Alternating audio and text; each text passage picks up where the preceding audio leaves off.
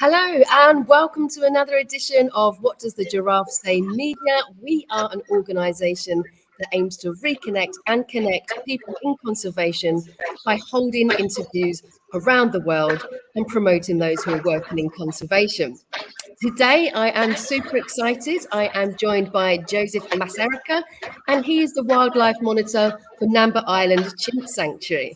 So, Joseph, if I could just hand over to you, if you could tell us a little bit about yourself, your passion for conservation, and why you like chimpanzees. Hello, once again, thank you, Lina, for hosting me tonight.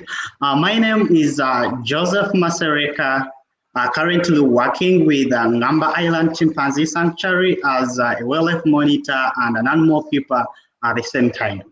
I grew up on the slopes of Mt Rwenzori. To those who have been in Uganda before, it's in the western part of Uganda or in the Albertine Rift Valley. That's where I grew up. And in the process, when I was growing up, I came to meet different species of wildlife because in our area, it's actually wildlife kind of in the backyard. So when we are studying, you get to know and join in different wildlife clubs at school. So that's how I came to love nature and conservation. And that's where my journey in conservation started. And then later, after high school, I decided to go for a wildlife course at Uganda Wildlife Research and Training Institute within Queen Elizabeth National Park. And from there, then I started working within Queen Elizabeth National Park, and that's when I came to learn more about wildlife in general. And time reached, I was like, oh, I need to find another place, to get on. So I met someone who was working with Ngamba Island Chimpanzee Sanctuary, and then gave me directions how I could do that. And then I applied. They took me in as an intern, to get to learn how things go. And after that, then after working for about 4 months, and they took me as a full-time staff, and that's where currently I'm working. And since then, since 2015, I've never regretted or kind of thinking of changing, because chimpanzees make my life every time happy, and whenever I work with them, I feel so excited, and seeing the results of my work makes me happy. That's how I came to love chimpanzees. And for those who might not be aware about the island and what it stands for, can you tell us a little bit about the background of the sanctuary and how it came to life and how it basically all works? Yeah, Ngamba Island Chimpanzee Sanctuary is a non-governmental organization managed by Chimpanzee Trust, And when I talk of Chimpanzee Trust, we do different programs. So we are taking care of chimpanzees in captivity, that's Ngamba Island. And then we do community and education programs, that's visiting schools and so on. And then we do the field program, that's specifically in Hoima. So Ngamba Island Chimpanzee Sanctuary, we started in 1998, and by that time we had 19 orphaned chimpanzees, that came at first. And then after, with time, we have rescued more and more orphan chimps, and right now we have 52 chimpanzees that we are taking care of at the sanctuary. By 1998, we started the board of trustees that came together, different trustees, different organizations, after seeing the cause, after seeing chimpanzees being trapped, after rescuing chimpanzees, from pet trade, after seeing chimpanzees being affected by human activities, there were a need. And then Jane Goodall Institute came on board, Uganda Life Authority, Uganda Life Education Center, Eco Trust, and other individuals who felt the cause. And then they joined together. That's how they had an idea of starting up the sanctuary, which we are currently running over as Ngamba Island Chimpanzee Sanctuary. I mean, you kind of talked a little bit there before, But how do you find out about the chimpanzees that need rescuing? How do you find the chimps from the illegal wildlife? How do they come to the island? Well, this is the fact that we are a non-governmental organization, meaning we run or we work with different sectors, or different partners and people who visit the sanctuary. So in Uganda Wildlife Authority is the one that in charge of all the wildlife, and then in case they hear about chimpanzees being trafficked somewhere, either at the border, they let us know, or like also still in case private people came across to hear that, they also let us know, and then we go in. And then, for example, the last rescue we had from Southern Sudan was someone on the mission and who had visited the sanctuary before and had to let us know. And then we had to work, it's really a big thing, because you need to contact Uganda Wildlife Authority, you need to get a chimp. From there, you bring the chimp to Uganda Wildlife Education Center, the only quarantine center where the chimp stays for 3 months. When you're looking at them, that's when the chimp is transferred to the sanctuary. So it's actually not only the work of Ngamba Island, it's different organizations helping us to do that. Conservation people, because we have some chimpanzees like Kalema, who was brought by Dr. Gladys Kalema. So these are individual people, doing the work of conservation. So it's not like kind of one thing, but everyone's effort. Most of the conservationists are doing this, and all the people who know that we do help, rescued chimpanzees, they also quickly communicate to us in case there's any need of a chimp, found either at the airport, found either in a hotel, found either in people home, or found in wire snare as well, because those are some of the areas where we have rescued our chimpanzees from. I think that's incredible that there's all of these different organizations trying to help you, and the government as well. Typically, how does the Ugandan government and local communities view chimpanzees? Well, currently, I really appreciate the work the government is doing, because the government is really doing a great job in trying to increase the level, the numbers of chimpanzees, both in the wild, but that's where there are different conservation areas, that have been found within the Albertine Rift Valley, where chimpanzees are in the wild. Yeah. So the government is trying all its, all the efforts. However, the local communities, there's still need for education, sensitization. That's one of the things currently we are doing to make sure that children through education programs, and then through the HOIMA or the food program, where we are sensitizing people on how, but not everyone, has see a chimpanzee to be something important. Yeah, some people are looking at the advantage, and others are just looking at chimpanzees to be a problem, because there's crop riding in some areas, and they like humans just look at them that. So I can say the government is really doing a good job, and they should continue pushing to make sure chimpanzees are protected or their numbers increase in the wild. And then it's also our work, as Joseph or as Kathleen or someone else, to make sure we tell our friends, we sensitize them, we teach them on how chimpanzees are important in the ecosystem and the role they play in the environment as well. So that this should be a joint effort, but people still need to know that. It's not yet done. Like, I can't say 100%, everyone sees a chimpanzee to be something important, but Ngamba Island Chimpanzee Sanctuary, we are trying all our best to make sure we can give the best and make sure people understand the cause of conserving chimpanzees, both in the wild and under human care. And we're so grateful that you are. Have you seen a change of attitude since you've started doing your education programs? Yeah, sure. Like when you try to see the number of chimpanzees, yeah, like in the last census I had of, that was about 5,000 chimpanzees remaining in the wild. And because of the work of the government and with our work, yeah, the numbers of chimpanzees are increasing. And in addition to that, when you see CIS, we started the field program and the education program, the numbers of rescues, have been reduced. If you consider the rate at which we were rescuing chimpanzees from 1998, and you consider the rate, now we are getting new babies that are being born, the rate has reduced. That means our work, is being seen.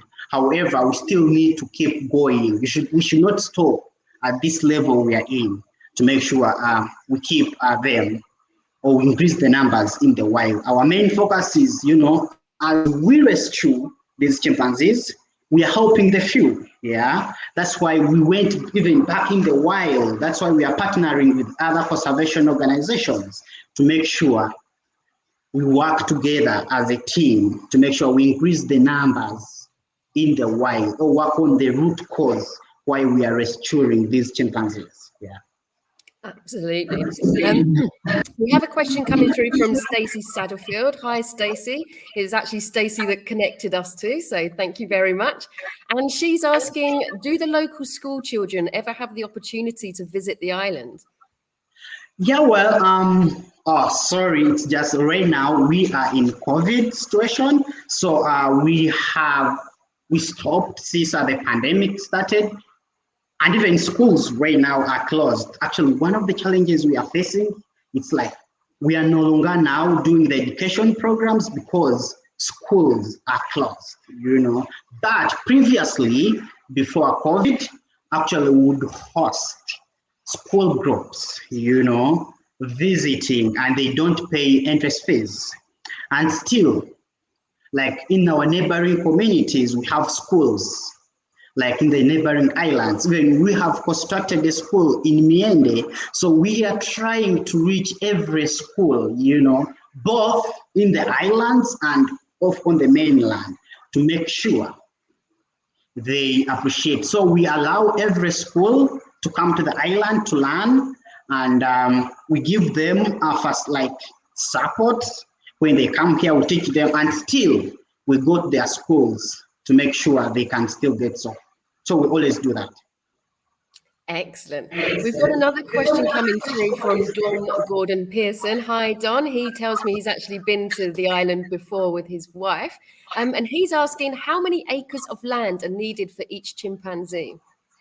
Yeah, well, in the wild, according to the wild kind of environment, 1 to 2 square kilometers, like 1 to 2 or to 3 chimpanzees need 1 square kilometer, yeah? So like at the island, Ngamba Island Chimpanzee Sanctuary is 100 acres, about 1 square kilometer. So that's why in a wild setting, the island could be for 1 to 2 chimpanzees. That's when it can provide everything, the nesting materials, the foraging materials, the food, the space. That's actually on average, the acreage that is needed for the chimpanzee to live. Thank you.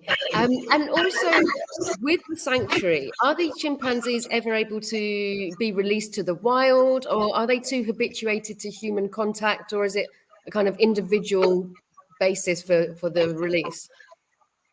Well, our long-term goal, is to reintroduce these chimpanzees back to the wild. However, we can't take all of them back because there are those that are born and are born here, or there are those that have some healthy issues that cannot make it back to the wild. However, this, as I said, it's a long-term, goal, and Ngamba Island Chimpanzee Sanctuary is a non-governmental organization. So we don't have, let me say, a direct funding for that. But I promise you, if right now, and we have done plans. Previously, we went we have done surveys in some of the forests. We tried to do that some time back where we did surveys in some forests, but we had almost got to one forest, and we realized that at some point there are chimpanzees that cross in that forest and then live there, and at some point of the year they move back. So that was the reason. So we are still looking for a forest that will be big enough, and can provide food for the chimpanzees. And there is no chimpanzees there, but it's within the Albertine or the Rift Valley where we have chimpanzees in the wild. And in case we get that and we get the funding and everything, oh God, I would be so happy to see some of our chimpanzees back in the wild. And that's one of our long-term goals, to do that.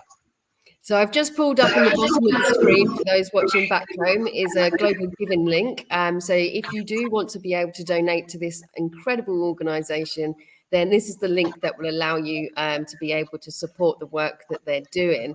If you're watching this back home and you're enjoying what you're seeing, then please do like, comment and share. The more people who see this, the more awareness we can raise for the work that they're doing, and hopefully raise awareness for the importance of chimpanzees. So Joseph, you said yourself you've been working there for a while now. Can you talk us through a little bit about what a typical day entails, if there is such a thing, and the work that you do? Oh yeah, so normally before COVID, we used to work on a shift basis, where you come to the island and you work 10 days and then you get off. You stay with your family for 4 days and you get back. So in a day, normally my day starts at 6 in the morning. I wake up, brush my teeth, do everything, and get ready for the meeting, which is at 6:30. And it's within that meeting that you discuss, what you shall be doing based on the need. If we have guests around, if you are doing behavioral research, or you're working in health check, or you're working in guiding, or doing food for chimpanzees. So depending on that, so after the meeting, we go. One of the first important things we need to do in the morning is to monitor chimpanzees. The fact that they spend a night in the holding facility, we need to check on them and see how their night was. Because already we have checked our night, all the keepers have already met up in the meeting, then we check how was the night for chimpanzees. Then after that, we do what you call face maintenance. All the keepers, we go in the morning to the face, and this involves slashing, cobwebbing, and making sure the power is there. And sometimes, like these days, we have challenges in the increase in the water levels. So water levels keeps on fluctuating, and in so doing, we need also to check on that in case there's any maintenance issues that is supposed to be done. We do that, and then after the first maintenance, we come back, we release chimpanzees. So chimpanzees go back to the forest. As they go back to the forest, of course, there will be like 2 to 3 keepers who will be monitoring the behaviors, and those will be feeding the chimpanzees. And after that, we come back and clean the holding facility.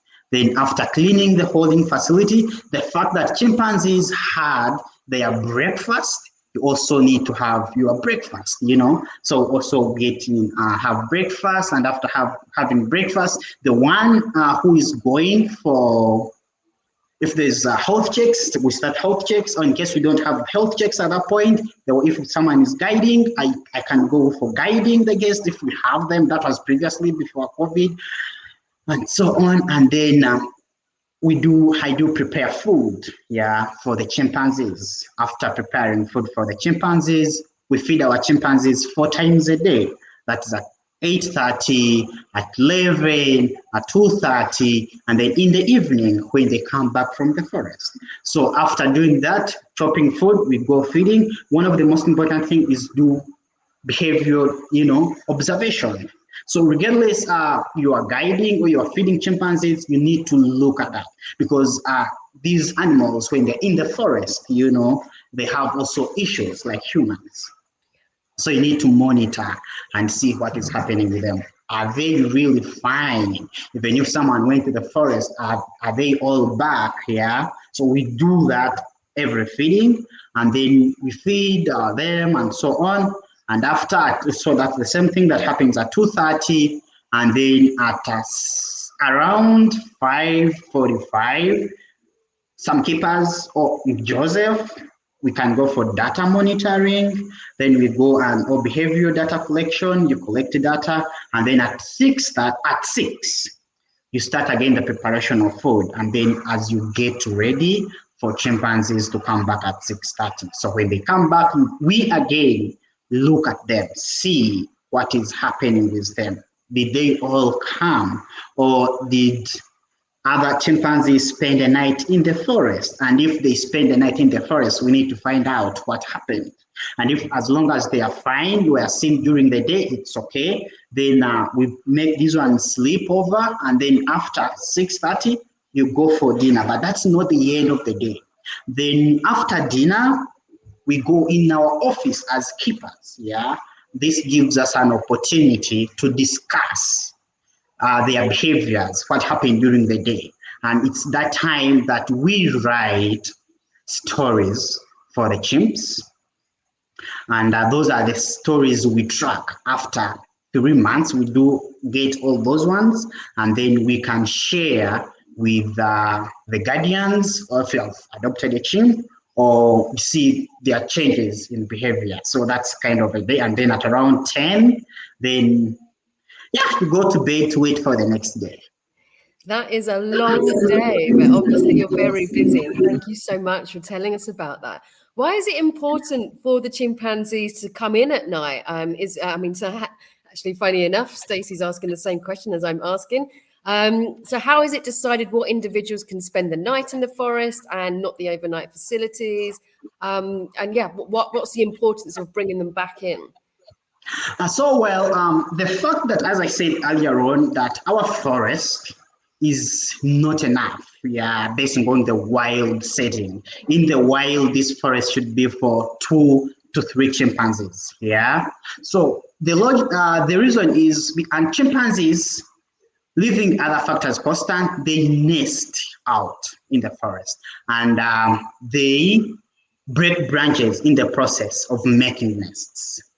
And when they are making branches, they use the nest today, the next day they move, to another place, and they nest there. So if we let all our 52 chimpanzees to spend a night in the forest, after 10 or 15 years, they will have a big impact, because they will have break most of our branches, and they will not have other branches to do that. So that's one of the reasons why we don't encourage them to spend a night in the forest. And then next to that, the fact that they live in a community and they have issues. At times they fight in the forest, and we need to observe them. So it gives us an opportunity when these chimps come back to the holding facility, we monitor them and see who is good, who's not doing well, who needs medication. And in addition to that, we have individuals like these old guys, the old chimpanzees that are on multivitamin at some point of the month, So this is also gives us an opportunity to give them that medication. So the logic behind them coming, the last feeding, the 3 feedings are done in the forest side. So the last feeding is done in the holding facility, and that's basically porridge, and soya beans, and then cabbage, eggs once every 10 days, and other things. So that's why those who want to have the last feeding, they do that. And still, the good thing is, when they get to the holding facility, we separate them based on ranks. The high ranking go to another point, the low ranking go to another point, the boys go to, the juvenile guys go to another point, and in so doing, like in the wild, we just throw food. But when they come back here, everyone has an opportunity to eat, what is enough. So during the day, we monitor them to see who got enough and who didn't get enough. So we balance the equation, or we give them enough when they get back, because there's less competition. Because when we are feeding, we control that. So that's the good thing. Holding facility, we provide materials. So every a band of dry grass put in the hammock, and that they sleep comfortably as those in the forest. Yeah, and then in the morning when we clean and make sure the nice condition when they are in the holding facility. Enrichments that is in the body that even chimpanzees can play in the morning before they forest, and well, sometimes even before they take a sleep.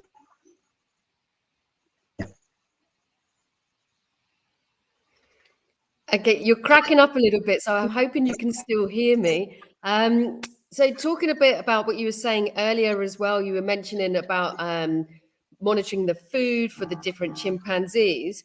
Why is it important for chimpanzees to be seen as an individual, and kind of how does the data monitoring fit in around that? Well, chimpanzees are 98.7% humans.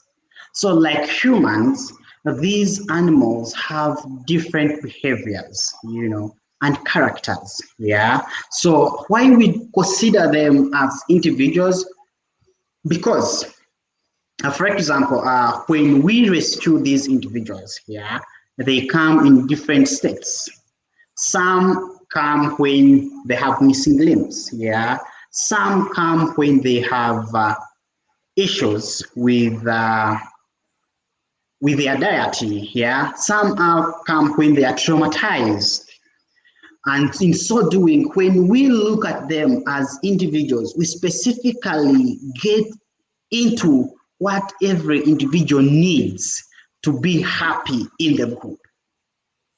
And this helps us to cater for their health, because even when it comes to feeding, we look at them as individuals. We have some individuals who are not supposed to eat some fruits, yeah? So in so doing, when we look at them as individuals, it helps us to know who is supposed to do this, which enrichment materials so and so requires, or which health condition does an individual A have, and in so doing, we cater for everyone's need, because our main objective is to make sure that regardless these chimpanzees left the wild because of human-related reasons, we should provide them the best care they could be getting if they were in the wild. And still, when we look at them as individuals, it takes us to hierarchy, yeah, because these, as I said, they're like humans. They have different ranks, yeah. They are low ranking, they are high ranking, and they're middle ranking. So when we consider them that, and they perform different behavioral things, there's kind of grooming, there is rasp belling, there's aggression in the community. So that's why we need to consider them as individuals to get in details of what every individual needs to make sure he or she gets a happy life at the sanctuary. And some of the chimpanzees that are coming to you, they're coming as tiny babies. They haven't had a mother to look after them, or they've been taken away from their mother at a young age. So does that mean that you guys then kind of become their surrogate mums while they're there? Yeah, well, let me just take you through what we do in case we get a baby chimp. So most of the time, the chimpanzees we get, they are really in a sorry state.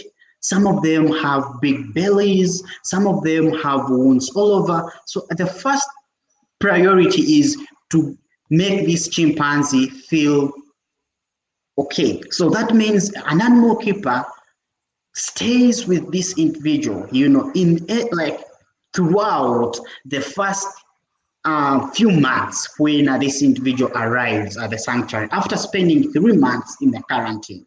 So when we do that and we see the chimpanzee is fully rehabilitated or at some point rehabilitated, then we do what we call introducing the individual, to the group.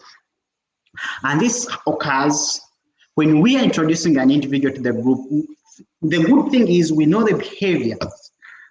We know the behaviors of all our chimpanzees. Yeah. So we know those that can be good mothers and we know those that cannot be good mothers, like humans. Yeah. So after Joseph or another keeper staying with this individual, we introduce the individual to the chimp, one female individual in a kind of a room through bars, and we see the connection. If the other one accepts the baby, then we open the door, and then the integration, the bond starts to happen. So obviously, most of the cases, female chimpanzees we choose have managed to adopt these babies from us again. And then after that, we add friends of this female individual that has adopted the chimp. And after getting kind of big females that can be able to protect this individual, then we bring in the alpha male. And when we bring in the alpha male, then the bond increases. By the time we bring in other individuals, at least the first group will be able to protect this individual, because chimpanzees are so protective of their communities. They don't allow any individual to come in. So it takes us time. It can take us 6 months, it can take us 1 year. There's no specific time. We just look and we track how everything is going. So that's why it's really not easy, even us, to just do even introduction back to the wild, because it's a big process. It's a long process. Even it takes us a long process to integrate one baby individual back in the community. But we are so happy that since we started, we have managed to integrate most of all our chimpanzees at the sanctuary, and right now they are living as one community. I mean, I guess as well, if you're spending that amount of time with the chimps, particularly when they're babies, you must get very attached to them as well, and their own unique personalities and that side of things. Stacey's actually asking if Easy is one of your favorites. Yeah, well, I can say all chimpanzees are my favorites, and Easy, I basically don't consider him to be my favorite. I basically consider him to be kind of my son. I can say that. Oh, well, he's one of my favorites because, Easy, as Stacey has asked, was born at the sanctuary by a young female individual, and that was due to the failure of the implant. And we didn't know that Africa was pregnant by that time. And the night Africa came back from the forest, spent the night in the forest, and we had chimpanzees fighting a lot. And we were like, hey, what's happening here? The next morning, we woke up very early to check what happened at night, finding out Africa was lying on the ground, and other chimpanzees had the baby, and she was just pleading to them, like, please don't have the baby. So we thought, like, basically, maybe at night when Africa gave birth, these individuals removed the baby from her because they saw her to be a low-ranking individual, and they thought she could not take care of this baby. However, in the process of sharing the baby, everyone wanted to be a mother. In the process of sharing the baby's arm, was broken. And the baby sustained wounds all over. And by the time we reached there, it was really, he was really in a sorry state, and he was, doing bad. The good news is we always have a vet doctor on ground. So the vet doctor with the animal keepers that were there we removed the baby to help the baby. That was our first priority at that point. When we get the baby to the vet, yeah, we had to find out that the baby's arm was broken and the baby had wounds all over, and he cannot make it back to the wild again. So we had to put a cast on the arm, on the left arm, and we had to stitch over, all the wounds. And then the thing was, okay, he is supposed to stay with animal keepers to take care of it. At that time, I had just get onto the sanctuary. I had still working, doing more of the chimpanzees, and they were like, hey, Joseph, you are the best. You can help us with other keepers to raise up this boy. And then in my heart, I was like, no way, I have never done this. Even in a normal setting, I didn't have the love for human babies by that time previously. And I was like, okay, now I remember even I called my mom. I was like, hey, mom, what's happening? This is what is happening at the sanctuary. I'm one of the few people who will be taking care of the babe. And my mom was like, oh, yeah, you can help. I was not expecting you to do that. I was like, okay, mom, you think I cannot do this? Then I had to specifically, So we stayed with Izzy. With other keepers, we stayed with this boy from day one since he was born. So we used to carry him, changing diapers, monitoring the wounds, making sure the bone gets back, and doing everything like how the chimp would do in the wild. And it took us more than 2 years to make Izzy grow. And then after that, I remember even at one time, I was sleeping and then I had a dream that one of the chimpanzees has escaped from the forest and has picked the baby from me. At that time, it's me who had a night with him that day. And in my dream, I had like kind of crying and feeling sorry that something happened. By the time I woke up, I realized that I had tears. However, I think I had overslept because at night you get milk to him. Yeah, I think I overslept and then he was already sucking my thumb trying to wake me up. So by the time I woke up, I was like, oh God, realizing he was already on my belly and so on. Then I had to give him milk and I felt sorry. So we stayed together with him. I, with other keepers, training him and bring him. So I feel like we created a bond.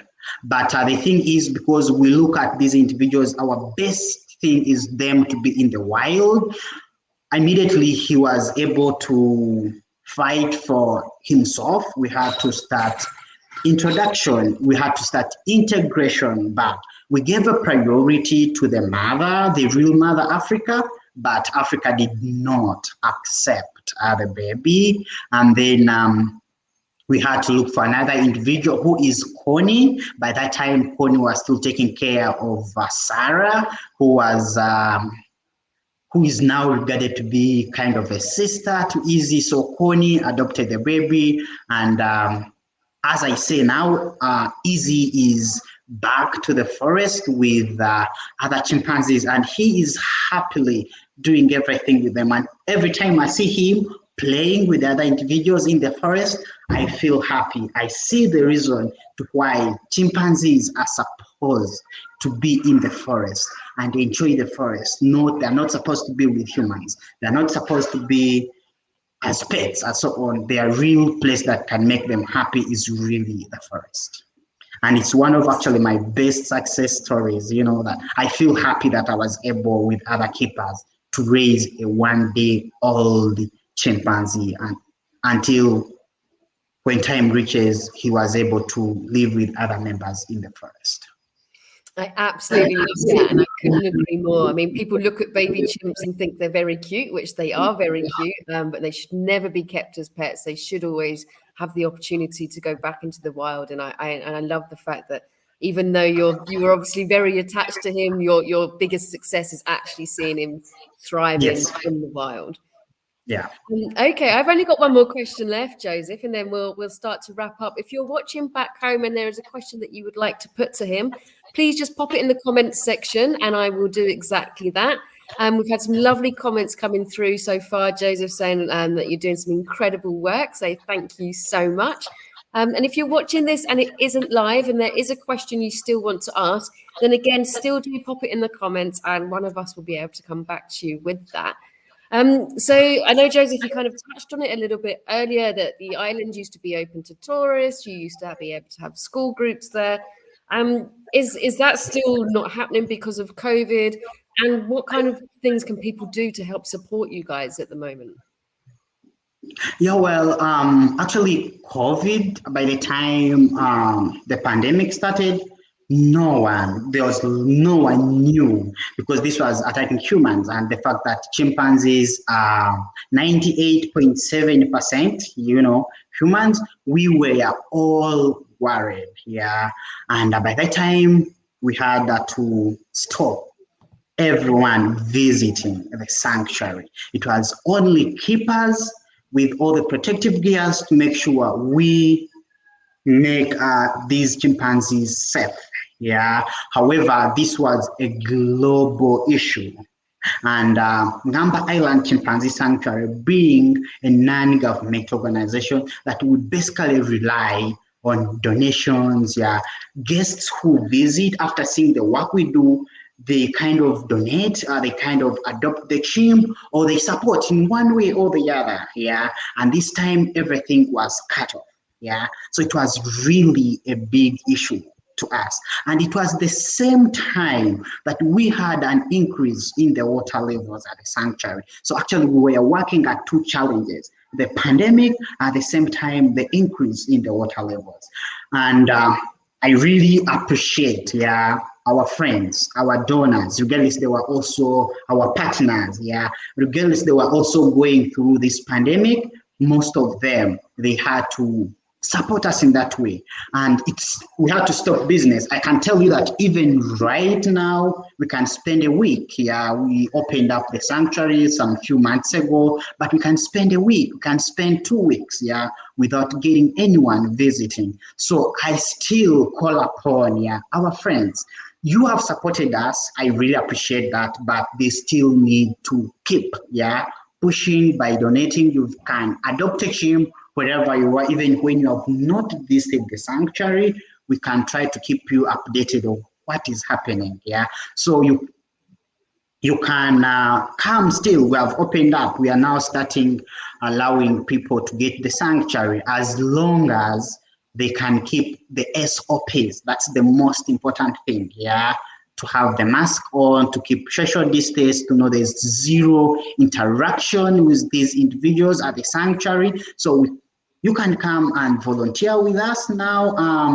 You can support in one way or the other, or you can pass on the message of conservation. One of the big issues is the education program, because schools, yeah, are closed. So we cannot get to schools and teach children. So I would encourage everyone, if you have a child at home, please pass on the message of conservation. You are helping chimpanzees at Ngamba Island, because children will have to know that. If you can make it Uganda, please don't go back without visiting Ngamba Island Chimpanzee Sanctuary. And still, you can visit our website, and then you do a donation. It can be either in a kind form or financial way, or in any way or the other. And still, you can become a friend of the sanctuary, or you can adopt a chimp to make sure we work together. The most important thing is the situation we're in. Chimpanzees, we need to keep them moving. They need to eat, they need to play, they need everything to be in a happy life, because they don't know that COVID is there. Excellent. Thank you so much, Joseph. With again, such lovely comments coming through that people are saying that your enthusiasm is infectious. So it's clear that you're obviously very passionate about the work you do, and we're so grateful for the work that you are doing for the chimpanzees. Okay, so I'm going to wrap up now, Joseph. Is there anything that you would like to say before we go? Once again, I thank everyone who's listening to us now. My only message is that chimpanzees are endangered in the wild, and we need to work together. Wherever you are, you can help to create hope, because all that is happening is being caused by humans, and still we are the same people who can help to avoid what is happening. If we don't do this together, after 10 or 20 years or 50 years, chimpanzees will no longer exist, and then we shall be blamed for this. Thank you so much for visiting Ngamba Island, in case you make it, and thank you so much for listening to this. I appreciate you so much.